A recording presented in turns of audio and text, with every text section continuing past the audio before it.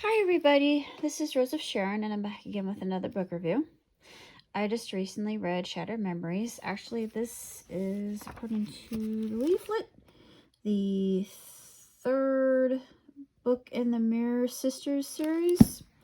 And as far as I know, she usually does these as a trilogy when she's working on such series. Even though it is a ghostwriter, we've all cemented that in our memories, and we're aware of this now. Nobody knows who the ghostwriter is, and actually, I would be interested. I don't know if anybody could possibly dig up some information because I'm just curious. I'm just interested in seeing who has taken up the mantle and started writing all these books, and I'm curious if the family gets any kind of royalty at all from Virginia's work. But yeah, that's neither here nor there. But I have to say, this one was particularly interesting because we learned from the past that the main character was,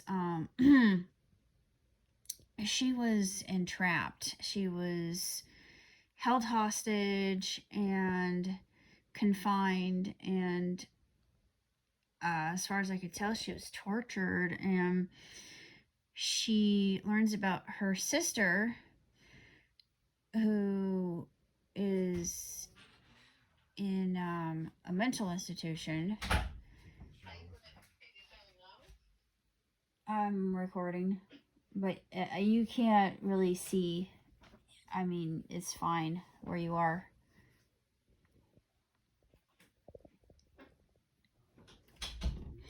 Anyways, like I was saying, this is actually got kind of a sad ending to it, to be honest. And even though it was sad, it was bittersweet, and for the main character, it was more of a pleasant ending on her part. I actually really enjoyed this one quite a bit because I thought it was exquisitely written, and it just it proves the point that she was overprotected, and she was very innocent, and she had to learn about the world. It's just like other books that her ghostwriter has penned before, and similar theme.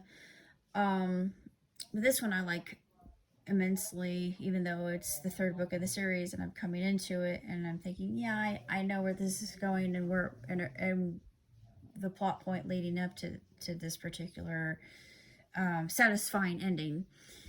And as I stated before, the ending is kind of an amalgamation of tragedy and pure joy for the main character, and coming to realize that her sister for all intents and purposes is dead from where she is, because of the state she's in. But she comes to realize that she's no longer in any danger, and for the first time in her life, she's actually experiencing pure, unbridled ecstasy. And other than that, I really can't say that much about the series. There are other ones that I'm going to be. I got two more, actually no, three more that I'm going to be reading that I got from the Friends of the Library sale. And then some other books I'll be reading. And then I noticed that Cassandra Clare, she's got another book coming out that I'm hoping that I'll get around either maybe for January sometime, this coming New Year, or maybe for Valentine's. I'm actually gonna ask my surrogate brother to buy that book for me for Valentine's Day, because I would love to read it, because I've read every single one of the Mortal Instruments books up to that point, and I have savored every single solitary one of them.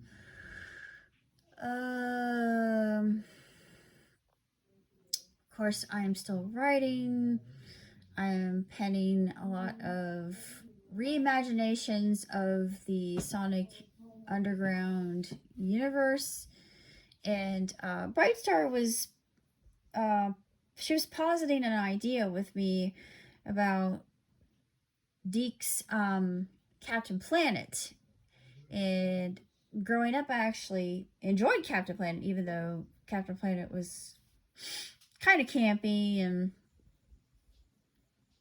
hokey for the time. But, you know, at its heart, I think that it had a good message. Plus, I liked all the characters involved, and I liked the animation style, and I thought Captain Planet was an interesting superhero. But to be honest, he was kind of a weak superhero. Not hating on Captain Planet at all. I'm just stating that outright because all of us know this if we're fans of the series. But I just think it would be cool to have a crossover, and she agreed with that. I thought, yeah, we should do that at some point in time in the near future.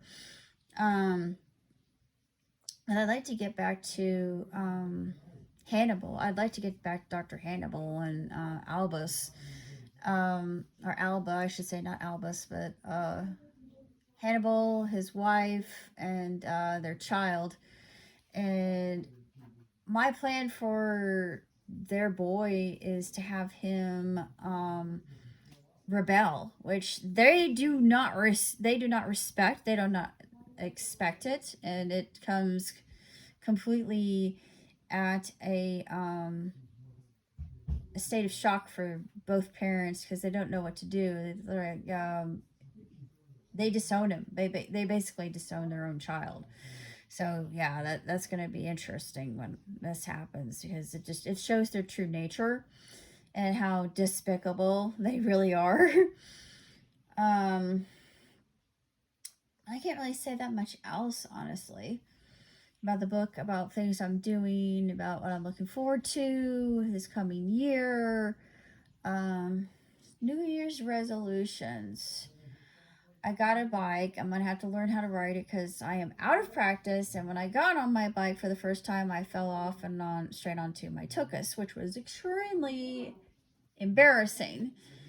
So I'm going to have to learn how to ride a bike again, which is my one of my New Year's resolutions, so I can continue losing weight. I'm hoping to learn Greek, Japanese, and Hebrew. I am hoping to do more traveling. Of course, do streaming as I travel. I am going to learn how to, well, not learn how to, but stream the actual playthroughs. Continue doing reviews.